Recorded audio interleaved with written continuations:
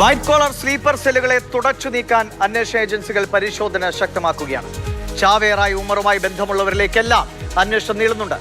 ഉമർ ചെങ്കോട്ടയ്ക്ക് സമീപത്തെ പാർക്കിംഗ് കേന്ദ്രത്തിൽ വെച്ച് ബോംബ് നിർമ്മിച്ചോ എന്നും എൻഐഎ സംശയിക്കുന്നതാണ്. അർജുൻ പീതാംബരൻ പറയും എവിടെ എത്തി നിൽക്കുന്നു അന്വേഷണം. വൈറ്റ് കോളർ ഭീകരരും അവരുടെ പദ്ധതികളുമെല്ലാം നമ്മുടെ രാജ്യത്തെ മുൾമുനയിൽ നിർത്തുന്നതാണ്. അവർ ആസൂത്രണം ചെയ്ത കാര്യങ്ങളെ മുഴുവൻ തകർക്കാൻ സാധിച്ചോ എന്നതാണ് ചോദ്യം. നമ്മുടെ സുരക്ഷാ ഏജൻസികൾക്ക് ഇവരിൽ തലവന്മാരെ എല്ലാവരെയും പിടികൂടാൻ സാധിച്ചിട്ടുണ്ട്. അതിലൂടെ മറ്റുള്ള കണ്ണികളിലേക്കെല്ലാം തന്നെ ഇപ്പോൾ പരിശോധന നീളുന്നുമുണ്ട്.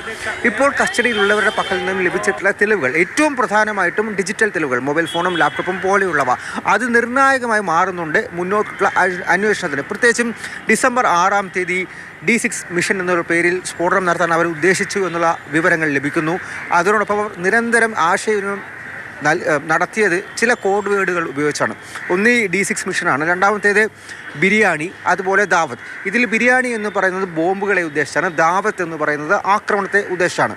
ഇതിൽ തന്നെ ഈ മുസമിലും അതുപോലെ ഷഹീനും എല്ലാം പരസ്പരം കൈമാറിയ സന്ദേശത്തിൽ ബിരിയാണി തയ്യാർ ഹേ എന്ന് പറയുന്നത്, അതായത് ബോംബുകൾ തയ്യാറാണ്, ദാവത്ത് കേരിയെ തയ്യാറഹോ, ആക്രമണത്തിന് വേണ്ടി തയ്യാറെടുത്തോളൂ എന്നുള്ള സന്ദേശം അടക്കം നടത്തിയിട്ടുണ്ട്. അതെല്ലാം കൂട്ടിച്ചേർത്ത് വായിച്ച് ഒരു പക്ഷേ ഇനി രാജ്യത്ത് ഉണ്ടാകേണ്ടിയിരുന്ന വലിയ ആക്രമണത്തെ നമുക്ക് ഇല്ലായ്മ ചെയ്യാൻ സാധിച്ചു എന്നുള്ള കാര്യം തന്നെ പറയാം, അതിൽ തന്നെ പ്രത്യാശിക്കാം.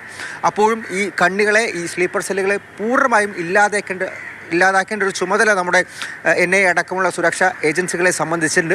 ആ കാര്യങ്ങൾ കേന്ദ്രീകരിച്ചാണ് ഇപ്പോൾ അന്വേഷണം മുന്നോട്ട് പോയിക്കൊണ്ടിരിക്കുന്നത്. പ്രത്യേകിച്ചും അൽഫല സർവകലാശാലയിൽ നിന്നും കാണാതായിട്ടുള്ള ഒരുപാട് ആൾ, ഇവരെല്ലാം മുൻകൂട്ടി അനുവാദം വാങ്ങാതെ സ്ഫോടനം നടന്ന ദിവസം അവിടെ നിന്നും പോയവരാണ്. ഇവരിലേക്കും ഈ ചങ്ങല അത് ബന്ധിക്കുന്നുണ്ടോ എന്നുള്ള കാര്യമാണ് സംശയിക്കുന്നത്. ഇവരെല്ലാം ഈ സംഘത്തിൻ്റെ ഭാഗമാണോ എന്ന്. അതുകൊണ്ട് അവരെ വ്യാപിപ്പിച്ചും അന്വേഷണം നടന്നുകൊണ്ടിരിക്കുകയാണ്. ആ ഗ്രാമവാസികളെ സംബന്ധിച്ചും ഇപ്പോൾ അന്വേഷണം നടന്നുകൊണ്ടിരിക്കുന്നുണ്ട്. എന്തായാലും ഈ ഡൽഹിയും ഹൈദരാബാദിനും പുറമെ ഉത്തർപ്രദേശിലും ജമ്മു കാശ്മീരിലും കൗണ്ടർ ഇൻ്റലിജൻസും അതുപോലെ ATSും നടത്തുന്ന പരിശോധനകൾ കൂടി ഈ വൈറ്റ് കോളർ ഭീകരരെ നിയമത്തിന് മുന്നിൽ കൊണ്ടുവരാൻ, അവരുടെ പദ്ധതികൾ മുഴുവൻ തകർക്കാൻ ആ അന്വേഷണത്തിൽ പരിശോധനയിൽ നിർണായക പങ്കാണ് വഹിച്ചുകൊണ്ടിരിക്കുന്നത്. ഡൽഹിയിൽ നിന്നും അർജുൻ പീതാംബരൻ, മാതൃഭൂമി ന്യൂസ്.